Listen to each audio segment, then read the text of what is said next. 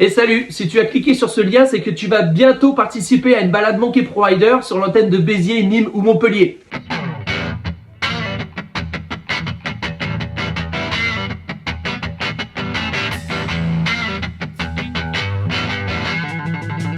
Alors il est très important d'écouter ce briefing jusqu'au bout et d'être attentif et d'en retenir les points importants. Ça va te permettre de passer une journée conviviale et surtout apporter de la sécurité au groupe. L'encadrement Monkey Pro Rider est toujours le même. Tu vas toujours trouver un marshal devant qui ouvre et un fermeur. Afin de ne pas mettre la pression aux gens et que chacun puisse rouler à son rythme, il y aura toujours quelqu'un aux intersections. Juste après les consignes de sécurité, je t'expliquerai ce système qui s'appelle le tiroir. La règle essentielle en termes de sécurité, c'est que chacun roule à son rythme. Il n'est absolument pas nécessaire d'aller au-delà de ses compétences ou au-delà de ses envies. Il peut se trouver qu'à certains moments de la balade, le groupe de devant prenne un peu de distance et mette un peu de rythme. Et évidemment, c'est pour faire plaisir aux plus dynamiques, mais tu n'as aucune obligation de suivre la roue qui part devant. Tu peux rester tranquille à ta place, à ton rythme. Il y aura toujours quelqu'un aux intersections et tout le temps quelqu'un derrière toi si tu as un problème. Il est évidemment bien possible de doubler dans la colonne. Évidemment, il faut le faire intelligemment. On se met bien dans le rétroviseur de celui qui est devant. Et quand on voit qu'il nous a repéré, on met un bon coup de gaz bien franc et on le double de manière sécuritaire. Il peut se trouver que sur des petites routes, nous ayons à doubler des voitures, des caravanes, des camping-cars. Alors évidemment, chacun est responsable de sa prise de décision de dépassement. Ce n'est pas parce que la roue de devant est passée, le collègue de devant a doublé que tu dois doubler. Évidemment, c'est à toi de t'assurer toi-même que tu as soit la compétence, soit la visibilité, soit les watts disponibles en mettant du gaz pour faire un dépassement franc et sécuritaire. La chose qui est très importante quand tu vas effectuer un dépassement, admettons tu vas être derrière une caravane, derrière un attelage, c'est un véhicule qui est un peu long, tu vas mettre un coup de gaz dès que tu as la visibilité et que tu sais que tu es en sécurité. Surtout, ne coupe pas les gaz tout de suite parce que peut-être que le collègue de derrière a enchaîné ta roue et si tu coupes les gaz trop tôt et que tu te rabats trop tôt, peut-être que le collègue de derrière, lui, sera bloqué sur la voie de gauche. Voilà. Donc, au moment du dépassement, on met un coup de gaz franc et surtout, on regarde dans ses rétros si quelqu'un nous a suivis. Si c'est le cas, on garde les gaz 200 ou 300 mètres afin que le collègue de derrière puisse se rabattre en toute sécurité. Je le répète encore une fois, évidemment, chacun roule à son rythme et chacun prend ses décisions. Chacun gère par rapport à ses compétences et sa volonté et chacun prend ses responsabilités, bien évidemment. Pas de pression pour doubler, tu peux y aller à ton rythme. Alors, pour aller dans le bon sens de la communauté motarde et essayer de privilégier l'image des motards, évidemment, il va falloir, quand on va passer les villages, les villes, il va falloir se comporter correctement. Pas de rupteur, pas de coup de gaz. Et évidemment, on conseille toujours d'avoir les chicanes et de faire un bruit normal. Voilà. Ensuite, évidemment, les burns, les wheelings, tous les comportements inadaptés ne sont pas autorisés chez les Monkey Pro Rider.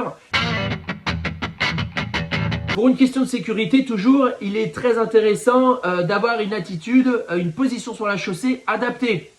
Quand on va rentrer en ville et que le rythme sera cassé et qu'on va rouler très proche, évidemment, toujours rouler en quinconce, à droite, à gauche.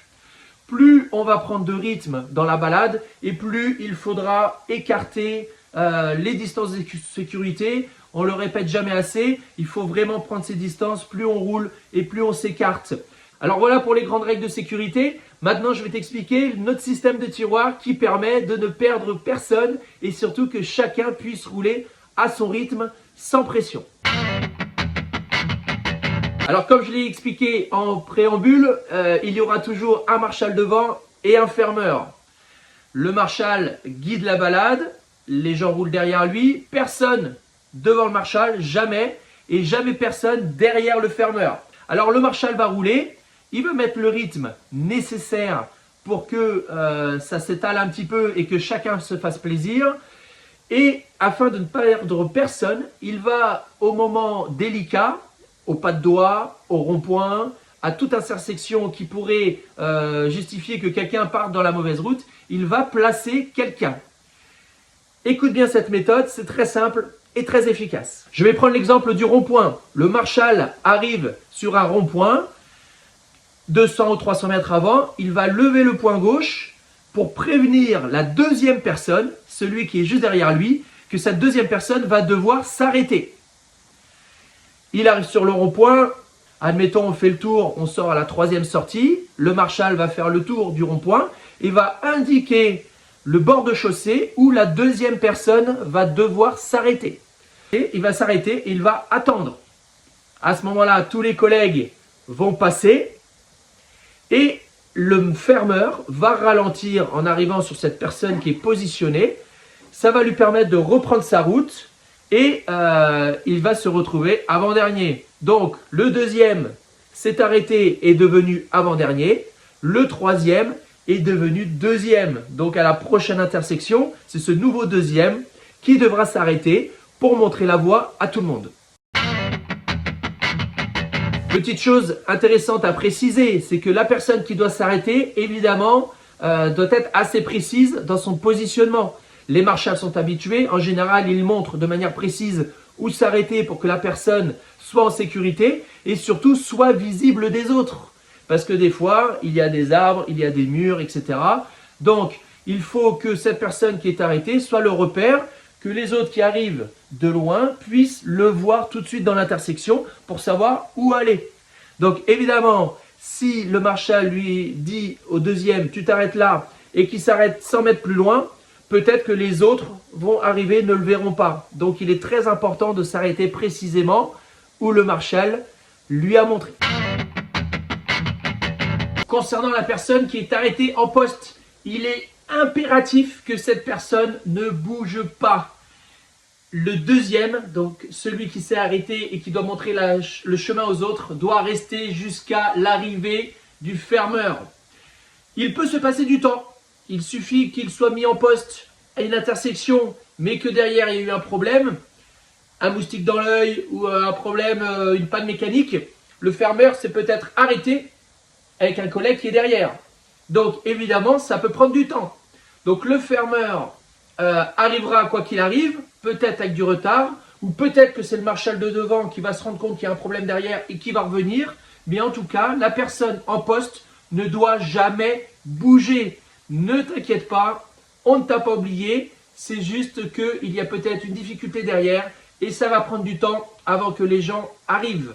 Mais surtout, ne quitte pas ton poste. Si tu quittes ton poste, les gens qui arriveront avec beaucoup de retard derrière risquent d'aller tout droit. Voilà pour le système du tiroir, c'est quand même relativement simple. Ce que tu peux faire, c'est quand on va partir dès le début, le matin, ne pas te mettre trop en tête du groupe, mets-toi plutôt au milieu du groupe. Comme ça, tu pourras voir les membres les plus anciens qui réalisent ce système du tiroir. Et tu vas voir, c'est très très simple.